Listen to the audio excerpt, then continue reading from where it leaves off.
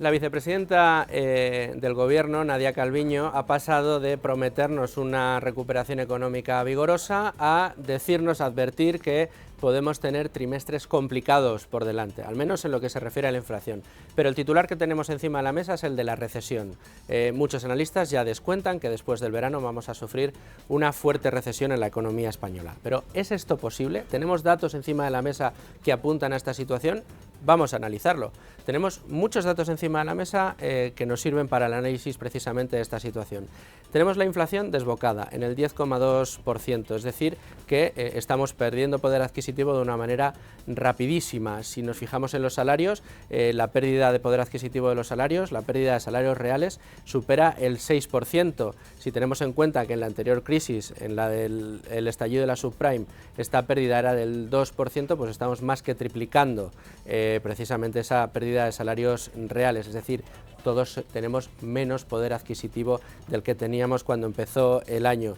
Pero el Gobierno, ¿qué está haciendo? ¿Está recortando gastos? ¿Está tratando de poner en cintura su deuda pública? No, en absoluto.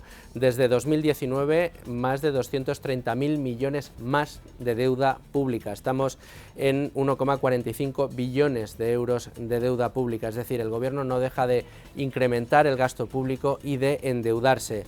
Vayamos al paro. El paro está en el 13,65% de tasa. Pero si nos fijamos en el último dato que hemos conocido de los servicios públicos de empleo, nos habla de que hemos tenido el peor mes de junio desde 2008, es decir, el paro, que parecía que el empleo se estaba revitalizando después de la pandemia, se ha vuelto a frenar y de qué manera. Pero tenemos luego también muchos indicadores adelantados que están entrando en negativo, igual que hicieron en 2008, el consumo de energía en el menos 3,9%, el comercio al por menor en el menos 0,1%, las matriculaciones en el menos 10,9%, la confianza del consumidor en el menos 28,6%, la disponibilidad de bienes de equipos en el menos 0,6%. Todos han entrado en negativo cuando la mayoría de ellos a finales del año pasado estaban en positivo. ¿Y qué sucede en el mercado bursátil? El IBEX 35 estaba peleando antes de la pandemia por llegar a los 10.000 puntos y no somos capaces de mantener los 8.000, que los estamos perdiendo todas las semanas. El euro, que estaba mucho más fuerte que el dólar hace solo un año, en este momento se encuentra prácticamente en paridad con el dólar. La renta fija está en negativo. Los ahorradores más conservadores que tienen su dinero invertido en renta fija, resulta que están perdiendo ahorro, están perdiendo inversión. ¿Y qué tenemos a la vuelta del verano? Pues una tormenta perfecta. A todos estos datos que tenemos encima de la mesa hay que decir, primero, que la demanda de energía va a aumentar mientras que la oferta se va a restringir. Esto quiere decir que esos precios de la energía van a seguir subiendo, la inflación va a seguir subiendo. Además tenemos que los bancos centrales, tanto a este lado como al otro del Atlántico, tanto la FED como el Banco Central Europeo, van a seguir subiendo tipos de interés. En el caso del Banco Central Europeo va a empezar, en septiembre ya ha dicho que los va a poner en el 0,25.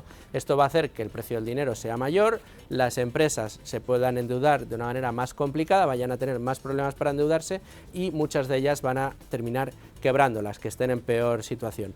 Y además, después del verano, viene el fin de la moratoria concursal. ¿Esto qué significa? Pues que todas las empresas que no han podido presentar la quiebra o el concurso de acreedores lo harán en ese momento con el consiguiente atasco en los juzgados. Todo esto conforma una tormenta perfecta que nos habla precisamente de recesión.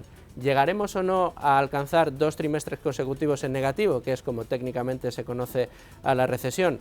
Habrá que verlo, pero desde luego que vamos a pasar un otoño muy complicado, es una realidad que ni las gafas más optimistas del Gobierno pueden maquillar.